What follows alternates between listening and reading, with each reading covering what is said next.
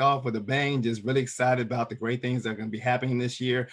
Very excited and honored to be here before you all. The Young Professional Group Flex, Future Leader and Entrepreneur Exchange. I love that. I love that. Like my wife said, we started out as young entrepreneurs as we grew our businesses. And so I'll share a little bit about that. But before I get started, I want to say thank you to Colleen. When Colleen reached out to me and asked me to be a guest speaker, and she told me a little bit about the organization, I did not hesitate. And she'll tell you, I checked my calendar and I did not hesitate to accept the invite to speak. Why? Because this is what I'm passionate about. My wife and I do this every day. I'll talk a little bit more about this, but we love working with and helping and pouring back into the business community, particularly entrepreneurs and professionals like yourself. You all have a vast and dynamic background. Just listening to you all speak, that's outstanding. And so, we're passionate about helping to raise up the next generation of, business leaders and entrepreneurs. So this is not work for me. This is play. So I'll talk a little bit more about that. And I'm so glad Colleen didn't check my ID because I think I surpassed the age max, as you can tell from my grade. But hey, young at heart, you're always young. So no, but it's a pleasure to be here before you all. So, and again, I want to also honor my wife, my business partner. We will be married going on 20 years this September, and we've been in business as entrepreneurs together since we got married. So I'll talk a little bit about that journey as well. So it's been a pleasure working with my wife. She's definitely a dynamic entrepreneur and leader in her own right. And also, I'm a proud board member for the Prince William Chamber of Commerce. So got a chance to start serving on the board last year, and it's been just a wonderful experience. And so just to be amongst my fellow chamber business associates like yourself is even more special. So I'm just going to go ahead and jump right into it. I'm going to share my screen here, and I want to make sure. And what I'll do is I'll address questions. I'm going to kind of quickly go through this. Recommend that you grab something to write with, take notes. A very successful entrepreneur once told me when I was your age, note takers are money makers. Okay, so every time I sat in a class or a session or was in front of somebody who was at a level higher than me, I tried to write as fast as I could. So I just want to pass it on to you because that's something that's really helped me in my entrepreneurship journey. So I'm going to go ahead and share my screen real quick, and we're going to get right into it. Okay. Let's see. Okay, if I can just get a thumbs up from somebody, make sure you all see my screen and hear me well. Okay, fantastic. We're going to get right into it. Okay, so again, I'm Michael Houston here, going to talk about entrepreneurship, turning your passion into profit. Okay, I serve as the CEO of Houston Consulting Group along with my wife, Tara, who's the founder of our company. Okay, and also I'm the co-founder along with my wife of the Legacy Builders Global Agent Group with eXp Realty. So we also serve as global real estate advisors and realtors with eXp Realty, and I'll talk a little bit more about that as I share with you my entrepreneurial journey and how we got to where we are now, and really about how you can turn your passion into profit. Okay, so that's what this is all about. Okay, so the purpose of this session, entrepreneurship, turning your passion into profit. Okay, and this is to give current and aspiring entrepreneurs a systematic process to follow to turn their passion into a profitable and sustainable business. Okay, so the whole purpose of this session is for, my goal is when you leave here today, whether you are a current entrepreneur, whether you're an aspiring entrepreneur, or you may never start a business, but we all have some type of entrepreneurial side to us, even if we're working with another business. And it sounds like just hearing you all's background, each of you has a responsibility in some form or fashion to grow business, to serve clients and to assist your company. Okay, so that still is an entrepreneurial side type of flow that you have with your business. Okay, so but I'm specifically talking about entrepreneurship, and so I want you to be able to walk away with a system, something you can apply today to start turning your passion into profit. Okay, I'm really big on systems, and a system is simply, okay, a process that gives you a predictable, reliable, and consistent result of success. A predictable, reliable, and consistent result of success. Okay, and what we've seen through my wife and I, through our application of growing a business, and we're still learning, and we're still growing, our business mentors and coaches, one of the things that really helped us was learning systems. asking questions, coming to sessions like this to learn how we can grow our business. Okay. And so again, I'm just going to give you a process, and I'm talking from experience. Now, something I read last night or saw on the YouTube channel, say, hey, this will be great to share with the young professional group. But I'm going to be talking about my journey, my entrepreneurship journey, into where to getting from the beginning to now, and then going through some specific things that I think will help you in turning your passion into profits. Okay, so we're going to get right into it. And again, write your questions down, because we'll definitely have a dialogue and make sure I get your questions addressed towards the end. Okay, so let's talk a little bit about my entrepreneurial journey. Okay, like my wife said, our journey, and I know mine specifically, started way before I started getting gray hairs in my beard. Okay, so it actually started, when I was just a young boy. I always knew when I was little that I didn't always personally want to work for somebody else. And I always had an entrepreneurial spirit. It was just, the things I would do, the things I was excited about when it came to business. I always just had a knack, a flow for business and for, influencing people. So my entrepreneurship journey started out as the salesman. I was the salesman. Okay, so I was that neighborhood kid who went around to, all the neighbors' homes, knocking on doors, selling something, selling something from my baseball team, or selling something from my basketball team, or whatever it is, or for a school project. Okay, and so, just enjoyed it. Not to say I didn't have fear or didn't have to learn how to overcome objections and things like that, but it was just something I had a knack for. And so one of the things I want to share with you about being a salesman or saleswoman, this is something that we all are. Okay, a lot of times people hear the word sell and they're like, well, I'm not a salesperson. Well, actually, you are a salesperson. Why? Because you've been doing it all your life. If you think about it, okay, have you ever sold an idea? Have you ever convinced a family member or a friend, hey, let's go eat at this restaurant, or let's watch this movie, or let's go to vacation to Florida? And maybe somebody else wants to go to vacation to New York, and you really pushed for your platform, so to speak. We've all been in sales. If you're a parent, okay, you're in sales. Okay, so we've all been in sales. Okay, and being a salesman is nothing more than being an influencer. And I'm gonna connect this to entrepreneurship in a minute, so you'll grab this. Okay, but I like to term the word salesman influencer.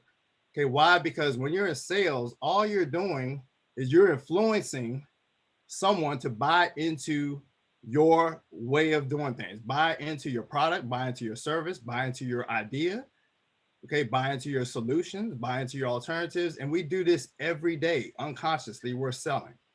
Okay, so it started out as the salesman. I sold everything from Kirby vacuum cleaners, probably one of my best jobs to date in terms of launching my entrepreneurial career, because I had to sell at 19 years old, I applied for a job selling Kirby vacuum cleaners. And I still have my key ring that says my first 3 sales. I learned so much from that job, more than any other job I had, about entrepreneurship, because I had to convince people to buy a $1,200 vacuum cleaner. Sounds crazy, but after I saw the demonstration of it, I was like, wow, I think I can influence people to buy this vacuum cleaner. And I was a top salesperson in a short period of time at 19 years old in the office. I worked out of an office out in Fairfax, sold in Chantilly, Centerville, all over Northern Virginia. It was an amazing, amazing experience. So that's where my entrepreneurship journey started, as a salesman. Then it matriculated into the barber. Like, barber, you went from selling Kirby vacuum cleaners to being a barber. Yes. Okay. And other things in between. So my junior year in high school, I went to high school in Alexandria, Virginia. Played basketball, and so one of my teammates, who was a year ahead of me, used to cut my hair. We got fresh haircuts before the game, and so when he graduated and went on to a college, before he did, he actually taught me how to cut my own hair. Okay, because I was like, wow, my barber's getting ready to leave, and my other barber who used to cut my hair, he's leaving. So he actually taught me how to cut my own hair. So I learned how to cut it, and I actually got really good at it. And so when I went off to college, I remember that summer I went off to college, and it was time to cut my hair. I had all my own equipment, and I wasn't licensed or anything like this. I'm gonna talk a little bit about that. You gotta hustle as an entrepreneur. Okay. So I was cutting my hair, and I came out, and so the fellas were like, man, who cut your hair? They didn't see me leave campus or anything like that. I said I cut it myself. And when you're college, you don't have a whole lot of money, so you're always trying to stretch your dollars. They were like, "Man, can you cut my hair?" I was like, "Sure." So that's where my barber business started. So I found out that the local barbershop was charging $5 a head. So I'm dating myself because haircuts were only like $5 back then. So I charged $4. Okay, so I charged $4. Nobody had to leave campus. I set my hours, and as a freshman, I made enough money my first year, cash business, to take a trip on spring break to go to the Bahamas, paid for. A friend of mine was another school. There was a big trip with a bus going up, and then we had to fly out. I was able to finance at 19 years old my trip to Bahamas for spring break with the money I made cutting hair. Okay, so I learned a lot from that, from cutting hair. And then I converted into the artist manager. You're like, wow, salesman to barber to artist manager. So I had a friend of mine in college, great experience. I think college is the best place to just experiment, learn, fail, succeed, because you don't have a mortgage and rent. You don't have big bills that you're responsible for, at least most people. Okay, so a friend of mine that went to college with me, he was from the same area, great artist, and he still is an artist right now. As a matter of fact, he teaches art. So I was the business person, I was the hustler. So I was like, you know what? We can form a business. There were people selling T-shirts and art and things like that. So we focused on African American art, Black art, and so we expanded from. And he would do airbrush T-shirts, and so I was the business manager. So I would book the venues, I would book the tables that the campus will allow us to set up to sell the different events. And so we launched our business. Okay. And matter of fact, I took an entrepreneurship class. And while many of my former fellow students were putting together business plans, so we had to actually do a presentation in school in our class on our business. A lot of them were doing it on fictitious businesses or businesses that they wanted to start. I actually did my business plan on the business I was already running in school. Our art business. It was called M&M Arts. I still have the business card. We branched out into. We bought a button maker, a silk screen machine. I mean, we started expanding into different offerings, African American, African Afrocentric type of jewelry, different things like that. I mean, we were going to other campuses, booking events, selling at step shows and different events like that. I mean, it was a great experience. Learned a lot. Had some failures, had some successes and things like that. But it was a great business experience. So being able to write a business plan on a business that we had already created was just golden. Okay. And so I just want to say this, a business plan doesn't make the entrepreneur. Passion makes the entrepreneur. And I'm going to talk about that. But that helped in terms of helping me learn other aspects of the business I wasn't thinking about, financial statements and accounting and other how marketing and things like that. And remember, we didn't have social media back when I was in college. So it was a whole different way we had to hustle to get our brand out there. It's a lot easier right now for entrepreneurs. You can build a global business from your garage, and sell millions of dollars of products right now. Whereas it was a lot tougher back in my day, but valuable lessons.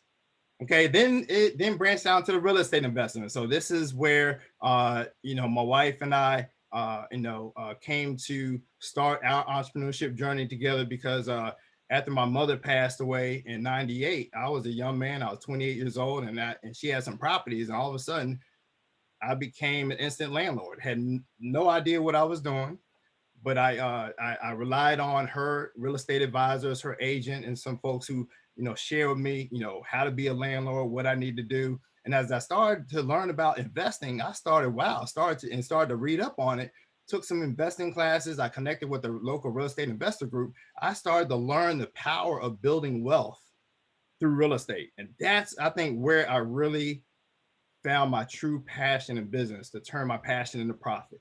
Okay, and all the other steps below my journey, if I had to do it all over again, I wouldn't change a thing. Why? Because it helped to get me where I'm at now, and I'm still learning and growing.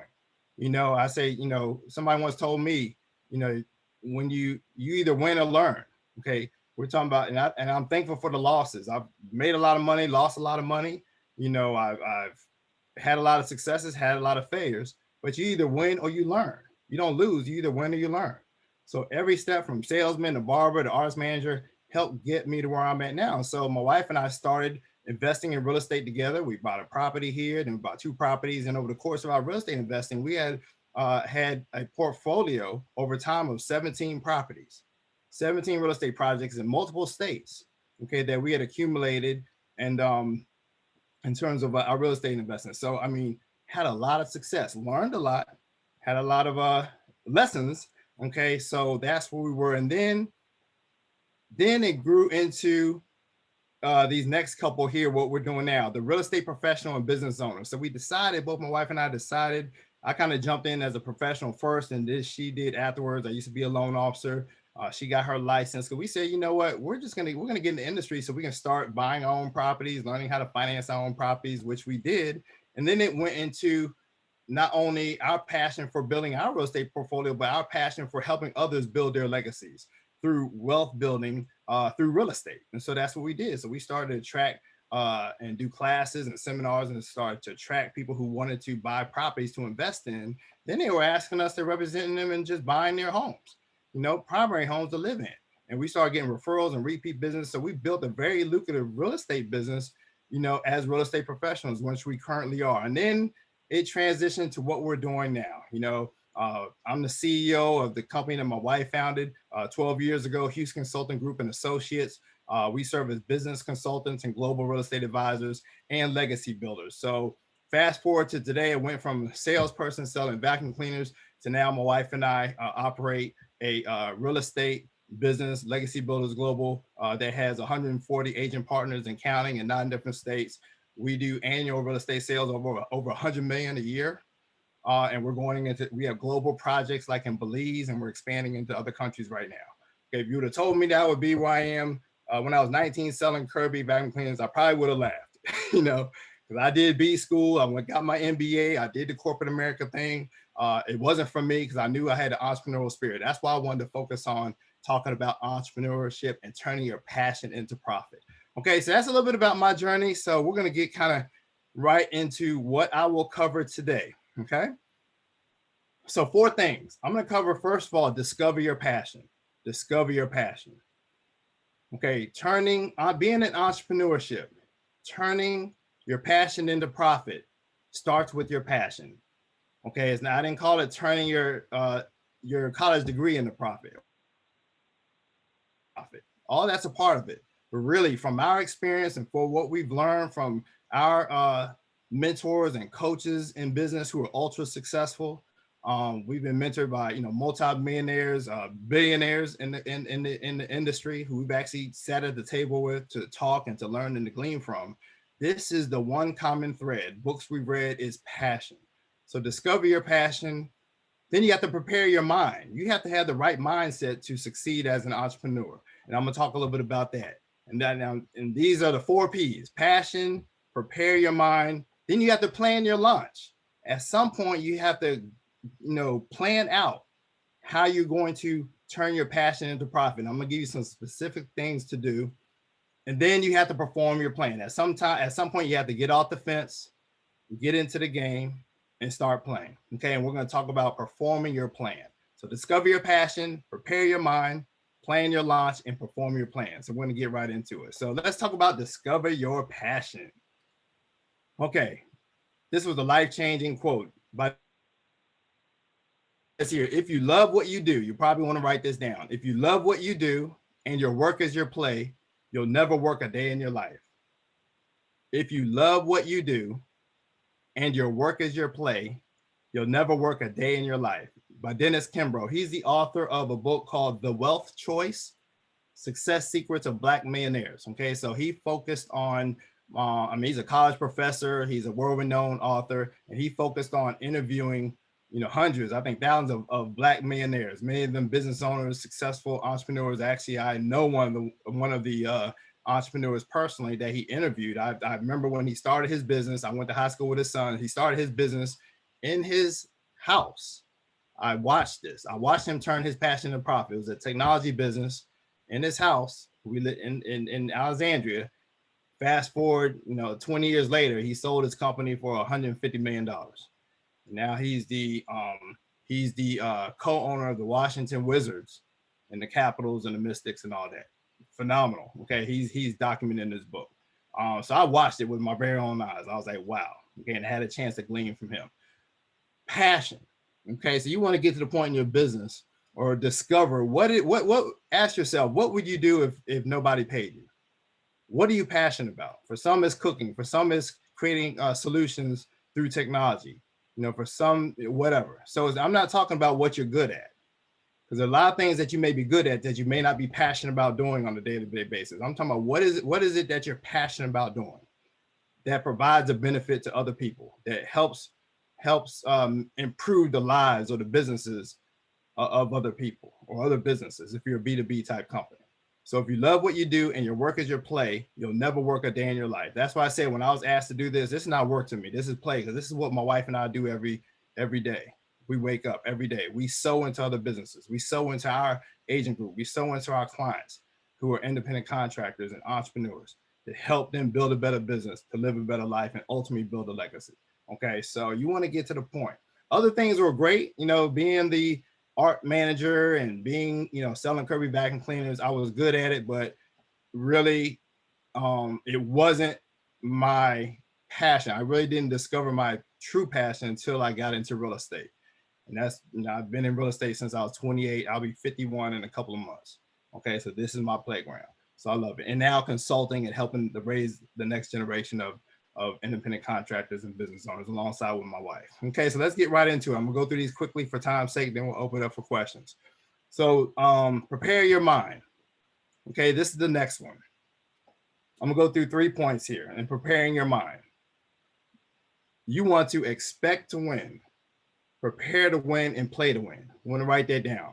Preparing your mind to be a successful entrepreneur, you have to expect to win. You have to expect to win. You have to expect to be able to build a successful business.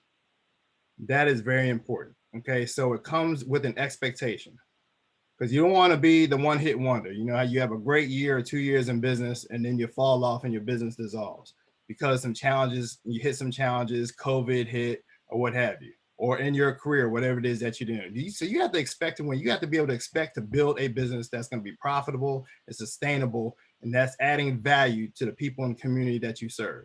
And we'll talk more about that. Then you have to prepare to win. You just can't live off the expectation. You have to prepare to win. Come to, being involved in, the Young Professional Group, F.L.E.X, is wonderful.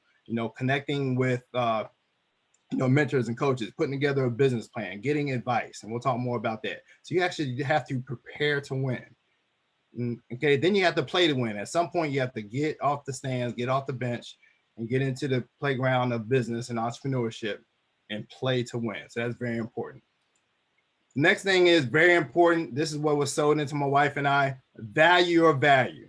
As a business professional, as an entrepreneur, whatever service or product you're offering, you have to value your value. Why? Because if you don't value your value, other people won't value your value.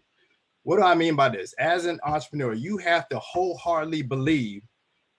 And again, this is about being an influencer. This goes back to my sales background. And one thing that somebody told me a long time ago, I never forgot, and this is why I love sales or being an influencer. They said, if you learn how to sell, you'll never be unemployed. If you learn how to sell, you'll never be unemployed. Why? Because companies always want somebody that can help them bring in more money, help them grow their business. I don't care if you're a loan officer or financial planner, sell technology solutions. Okay. If you can sell, if you can influence other people to buy those products and services, you always have a job. You always have a business. You'll always be employed. Okay. Hey, why not take those skills and what you learn, do it for yourself? Okay. Even if it's a dual career type scenario. But you have to value your value. You have to wholeheartedly believe that what you offer is going to benefit other people. And it's just a matter of monetizing it, which we'll talk about as well. Okay, so you as an entrepreneur have to believe that what you're selling, the people that you're trying to influence to buy into your product, your service, your ideas, your vision, okay, is valuable. And it's going to provide a value, provide a benefit that those people must have. It's almost like a fear of loss. Like they must have your product or service because it's going to improve their business, improve their life. And that's my wife and I, our approach in our business. We wholeheartedly believe that we have something of value to offer the customers and the people that we serve. Okay, and that's how we approach, and it conveys and it comes out. And when we sitting across the table and doing business, as well as our business partners. Okay, and then this is powerful. If you can, number 3, if you can do it once, you can do it 1,000 times. If you can do it once, you can do it 1,000 times. The very first time is going to be the hardest. If you're trying to launch a business, trying to get the very first customer is going to be the hardest. It's going to be scary. Yes, it will. Okay, but you can't let that hold you back. But understand, if you can do it once, you make that first sale, you get that first contract, or if you're already an entrepreneur, you're trying to branch out into other income streams. Just know that if you can do it once, you can do it 1,000 times. Just duplicate the success, learn, grow, duplicate. And we'll talk more about that. Okay, that's very, very important. Okay, somebody once told me, before you're great, you have to be good. Before you're good, you have to be bad. Before you're even bad, you have to do something. So just do it, knowing that you're not going to go from doing it to great.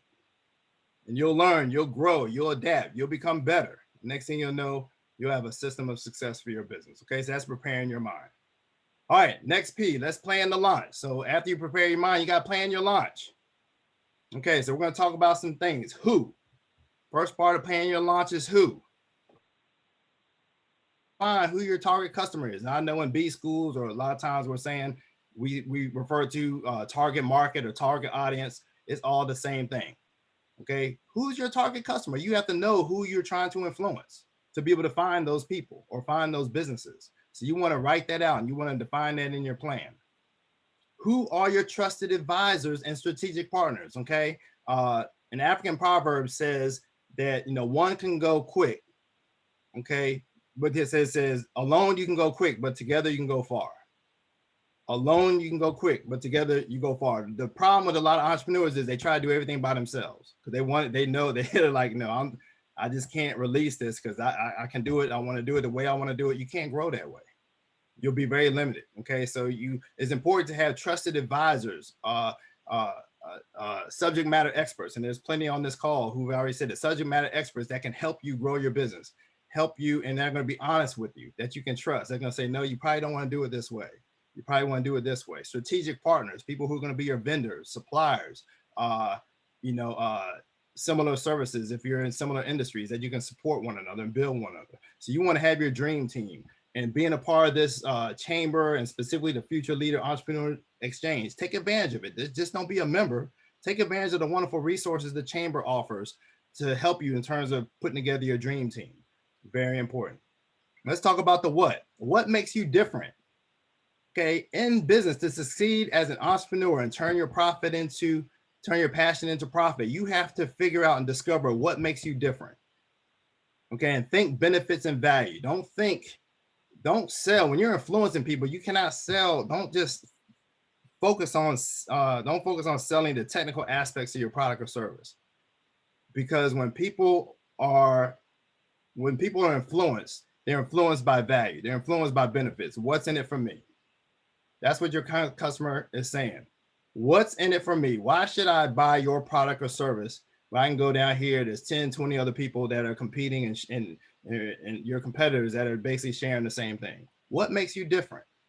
So you want to look at all the benefits that you offer, the value that you offer, and focus on the top things that make you different. Okay, and one of the things that we share in doing business, we don't discredit competitors, things like that. We feel like we're in a blue ocean strategy. I would say get that book called Blue Ocean. Okay, so you want to compete. You want to compete based upon what makes you different, not having to downplay another competitor to uplift your business. Okay, so focus on what makes you different. And what are you selling? What are you going to offer? Okay, my wife teaches a wonderful class, is phenomenal, called Riches Are in the Niches. Okay, the riches are in the niches. You may be able to do a number of different things, okay, in your industry or as an entrepreneur, but what niche do you want to serve? Focus on that. I know the founder of Apple, Steve Jobs, when he took over Apple had all these products. You probably know the story, but when he took it over, he's like, man, we got to get rid of all these products. We have too much. And he narrowed it down to a very small product line, and Apple just took off exponentially. Okay, so look at what you're offering. Okay, you may have a plethora of services or products you can offer, but what's going to be your niche? The riches are in the niches. Okay, so what are your best sellers? What's going to provide the most value to your clients? And then what is your pricing strategy? Obviously, you have to determine a pricing strategy. Okay, and you may have to figure it out along the way and make adjustments once you put your product or service out there. But what's your pricing strategy? Because we're talking about turning your passion into profit. You don't want to just sell a lot of products and services and operate in the red. That's not a business, okay? That's called becoming unemployed. Okay. And so you want to make sure you have a sound pricing strategy, connect with, business consultants and advisors that can assist you with that if you're not comfortable doing that on your own. But you want to come up with a very sound pricing strategy that's going to help you grow your profits and your business. Okay, so plan your launch. Where is your business established? Okay, where are you going to call home? Okay, so you want to, if you haven't started a business, in terms of, that's why you have to define your target market, who your customers are, figure out where they are, and then where you're going to plant your business. And again, nowadays, it's so much easier to be an entrepreneur because of social media. You can really literally create a global market and a global business, depending on what you're offering, just because of the internet, social media. Now they have Clubhouse, which we're on now. But it's just amazing. What you can do as an entrepreneur now. You can actually look like a big business and build a multi-million-dollar business without having to just travel globally and have a worldwide clientele. But you need to determine where your business is going to be established and where are your customers that you serve. So once you identify your target market, where are they? Maybe all your customers are going to be in Prince William County, Virginia. Maybe it's the whole DMV area, DC, Maryland, Virginia. Maybe it's the whole country. Maybe it's worldwide. Okay, maybe you can offer your services or products to a worldwide audience. Okay, where are your customers that you serve? And then let's talk about when. When will you launch your business? Okay, you put together you discovered your passion, you planned your launch. Okay, now, when will you launch your business? Set a date. Okay, so you've never been an entrepreneur before and you're like, hey, this is my year to launch my business. I've had this great idea. This is my passion. I got my plan together. I'm going to put it together. Set a date. Set a date. You have to schedule your success as a business professional. Schedule your success. Okay. To think is to put in ink. Okay. Write it down. This is going to be my launch date. Okay. And if you have to push it back, so be it. Do it. But something about having a date that starts putting everything into action and puts you into motion. Okay. And when will you launch your next big idea? So maybe you're already an entrepreneur and you're like, hey, these are some things I want to do in 2021 to expand my business, to create some additional streams of income, to break into new markets. Okay. Same process. Turn that passion or turn that idea into profit. You go through the same system, same process that I'm sharing with you. Set a date to launch your next big idea. All right, we're coming down the home stretch here. Now you got to perform your plan. You got to plan the work, then you have to work your plan. Okay, so perform your plan. Very important. Number one, take action and strive for excellence, not perfection. So many people are perfectionists. Okay, and that could be one of the greatest detriments to growing your business is being a perfectionist. I failed a whole lot, but I was always type. Somebody once told me it's better to be 80% right than 100% wrong.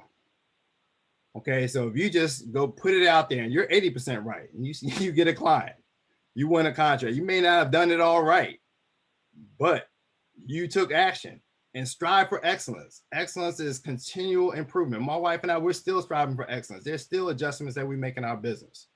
We still lean on our mentors and coaches for help and for insight. Okay, so strive for excellence. Take action. You'll get better over time. Okay.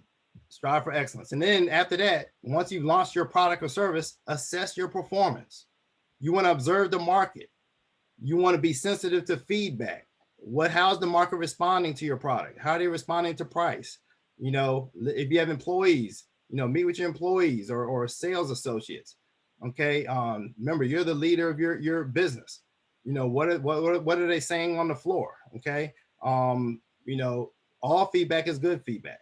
Okay, it's going to help you. You may not like it, but there's a lesson that you can learn in the feedback. So you want to listen to the market. You want to observe what's going on, inspect what you expect, and track your results, track your sales, track your income, track your profit, track your numbers. That's very important. And then you want to make adjustments. Okay, from the feedback that you're getting, from the assessments of your performance, make adjustments and stay in action mode. That's the key. You want to stay in action mode. You never want to come to a point where your business just halts, especially for a long period of time. You want to adjust and stay in action mode and strive for excellence. And then massively promote to grow your business and profits. Okay, so again, remember I said you can do it. If you do it once, you can do it 1,000 times. Okay, once you've made that first sale, you've made some adjustments, you're starting to get referrals, you're starting to get repeat business. You're like, wow, this worked. Wow, I actually made a sale. I won a government contract. Wow, expanded into a new territory. My idea worked. Now you massively promote. You want to ABB, always be branding, always be marketing, always be influencing as the leader of your business or whatever it is that you're doing right now in your chosen field. Massively promote to grow your business and profit. That's when you want to start scaling your business. Okay, that's very important. Okay, and so yeah, and that kind of concludes my session on entrepreneurship, turning your passion into profits. And I'll just leave this up here for a few seconds.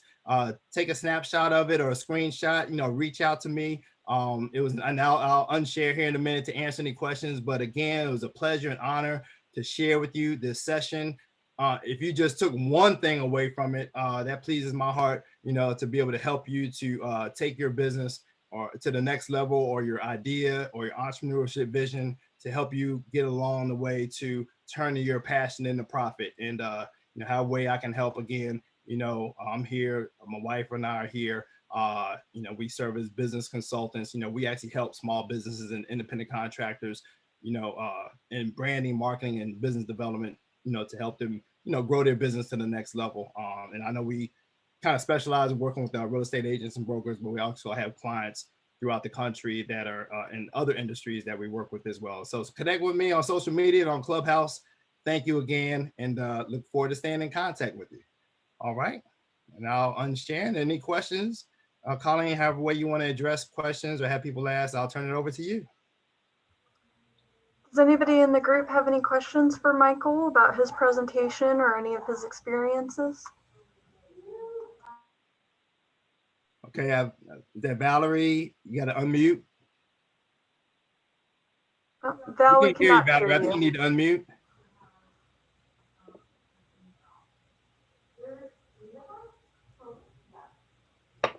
Still no. It may be in the chat box. Let me see.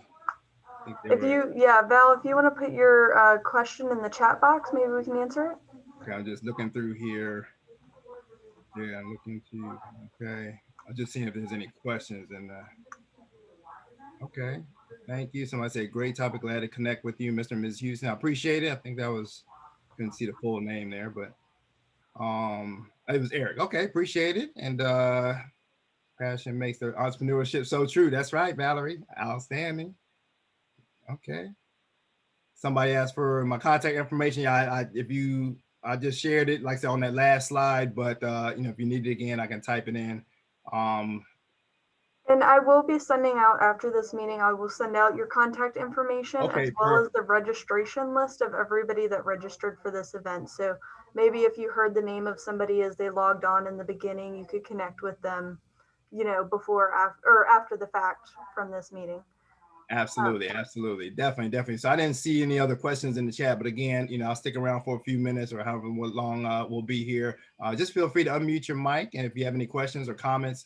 But again, it was a pleasure being here before you, especially, young people. I'm really passionate about seeing the next generation of entrepreneurs over the next 10 years plus really take the world of business to the next level and being able to, grow great businesses. I think this is the best time than ever before to grow a business, to launch a business. We actually launched our real estate career in the midst of the bubble bust, in the midst of the bubble bursting back in the mid 2000s. So people thought it was almost like the worst time to launch a real estate business, but we actually learned so much and we're thankful for it, because while a lot of people were getting out of the industry, we got right in and we had to learn how to build our business the right way to succeed in a highly competitive real estate industry. It's over 1.4 million realtors in the country. It's the National Association of Realtors is the largest actually professional association in the country. So some people think, well, wow, how am I going to be able to compete in real estate with all that? There's still people today, coming in and getting their license. That's just one example. Okay. But there are a lot of people who are still having success as agents, even as brand new agents. Why? Because they're turning their passion into profit and following, a lot of things that we shared to make it happen. And what I shared is not industry specific. It can happen in any industry, even the industry you serve in. So Michael, yeah, go ahead, Tara. Michael, Valerie did have a question in the chat. Sure. Okay, I'm sorry. I apologize. I missed it. You want to, let's see what the Val asked, what advice would you give to people who are looking to be entrepreneurs in their current firms? Or entrepreneurs in their current firms? Entrepreneurs. Or entrepreneurs. Okay, so kind of like being an entrepreneur within your company, not starting a separate business, correct? I think, talking, and again, every company is going to be, different. I know some companies, actually encourage that and actually have, platforms to help entrepreneurs. But, I would just really, find a mentor, whether you be a supervisor or the vice president, somebody high up, and let them know about your passion for helping the company grow to the next level, and that you want to be an asset, and that you really want to work beyond the scope of your job description. And I always say, you want people to feel you before they hear you. That's why I start with passion. Okay, so if you go to the vice president or the president of the company or supervisor and have a conversation that is not about you, but about you wanting to help grow the company, you want to help bring in more business, you want to utilize your gifts, talents, and skills that may be underutilized in an entrepreneurial way to help benefit the company. You do that, it's probably a high probability that they'll find a way for you to be an entrepreneur, for you to unleash your entrepreneurial spirit within the company, and you'll be amazed. I mean, you may see promotions, come your way that maybe you weren't being considered for, and other opportunities, because most people don't do that. Most people clock in 9 to 5, do what's in their job description, and go home. If that's the life they want to live, that's fine. But if you have a burning desire to take your entrepreneurial spirit and utilize your platform within your company in a greater way as an entrepreneur, like you said, I would recommend doing that and watch your career explode. Does that answer your question, Valerie? Okay, thank you. All right, great. I think, Andrew, are you raising your hand? Is that what the reaction is? Yes, Mr. Houston. Yes. I really appreciate your presentation. I pretty much embodied a lot of what you've already went over and discussed in my own way as well. I guess I do have a newfound interest in real estate because of the fact that I'm in, quote unquote, indirectly or directly in the near future. That's going to be something that I'm going to have to go into as well with family. Mine would be a little bit more commercial, office based type things, which that's a whole nother platform, and in regards to real estate and learning how to do that as well.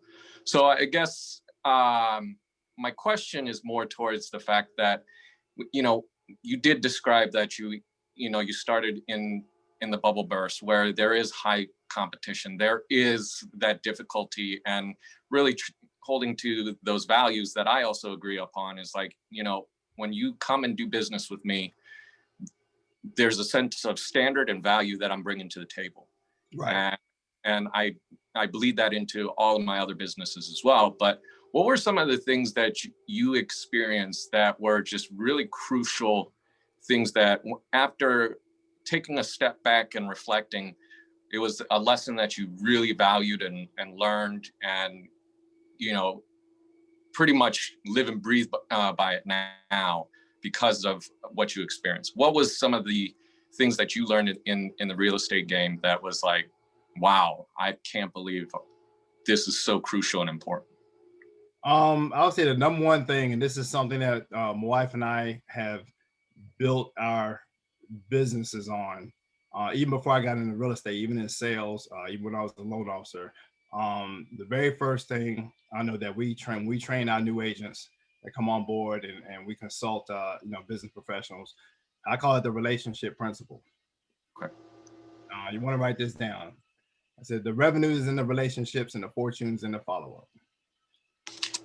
The revenue is in your relationships and the fortunes in the follow-up. No matter, you could be cum laude from your high school or college. You could have an MBA. I have an MBA, so I can speak to this. I wasn't cum laude. I was thank you, Laude, when I graduated, but that's a whole nother story. But anyway, but I got my MBA, and went to recognizable schools and things like that. But what the number one thing that has and continues to be the foundation for the success that my wife and I have had in business is relationships. Okay. Anything that you do in business embodies working with people or serving people, and we can never forget that.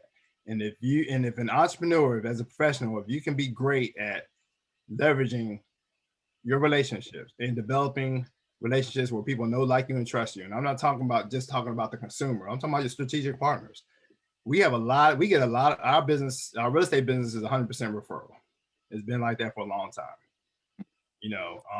and why? Because this is what we learned even when we first got into business. I learned this as being a loan officer and sales and selling Kirby vacuum cleaners and things like that, is that a lot of people make their choice of who they're going to hire, where they're going to buy products and services based upon referral or a good name. They'll look you up on the different sites and your LinkedIn and things like that. And so, but if you can be great, and that's why this network is great, being involved in here at establishing and cultivating relationships where people know you, like you, and trust. Know, like, and trust. Know, like, and trust. Know, like, and trust. You'll have more business than you can handle, and you'll have to start scaling. And that's what happened with us. We were solopreneurs, just in real estate, just my wife and I. But now we've grown our business to 140 agents and counting. I personally don't even do transactions anymore. So a lot of our business goes to our agents, and we're helping them. We're able to focus on helping them grow their businesses. So I would say the number one thing would be great as an entrepreneur at developing relationships with know, like, and trust with your target market, with your strategic partners, with everybody you come in contact with, because a great source of your business is going to come from those relationships, not how smart you are, not how, and that plays into it, because you have to be competent when you deliver your services, okay? Mm-hmm. Or you're not going to get referrals, if you keep doing a bad job.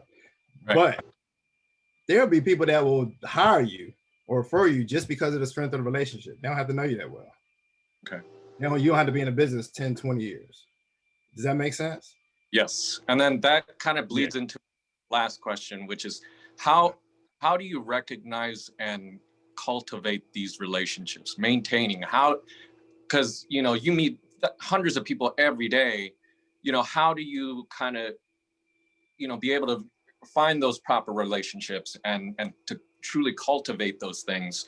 What would be some of the tips or advice that you would give in trying to get an understanding on that topic? That's great. I'll give you two things to do that work. Again, I'm talking from experience, not from some I saw on the YouTube channel and say, hey, look, this is great to answer Andrew's question. So I'm talking from experience, not from just our experience, but from the success that I've seen many professionals have that we've had a chance to consult. One is start by giving, the giving principle, giver's gain. So when you enter into a relationship, and I actually learned, and actually this was applied from a college friend of mine, who's actually our financial advisor. We've done business for a long time. And so you got to put yourself in places where you're going to meet people that are going to be the type of people that you want to do business with, either strategic partners and prospective clients.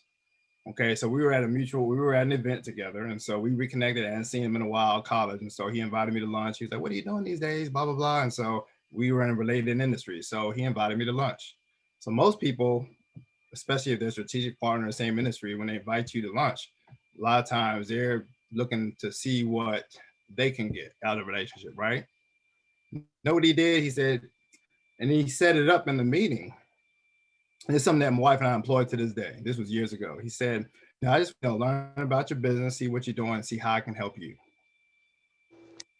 Wow. I said, okay, so we sat. And so those who asked the questions control the conversation, right? And so the whole time he was focused on not what he had to offer, not the value that he would bring, not trying to sell to me, but he just wanted to know and discover what my passion was, learn about my business, what my goals were, and how he could serve me. So and then he always ends the question, because we always talk on a regular basis. hey, how can I help you? How can I help you achieve your goals? And so I adopted that. And so we did business, and he's probably responsible for, at least from a real estate side, 20% of our sales. Okay. From that relationship. And so I adopted that. So now when I meet people or strategic partners, our whole mission is to find out how I can help them achieve their goals. I want to be the first one to give a referral, the first in the relationship. I'm trying to beat that person. Why? Because it's the principle of reciprocity. And the harvest is always bigger than the seed. So whatever it is that you sow, the harvest is going to be bigger than what you sow. Okay, so I would say put yourself in places where you can meet people that you want to do business with or serve, and start by giving, and watch your business explode over the next 12 months. Hope that helps. Absolutely, it does. Thank you. My pleasure. Thank you, Andrew. Is there any last questions before we call the meeting?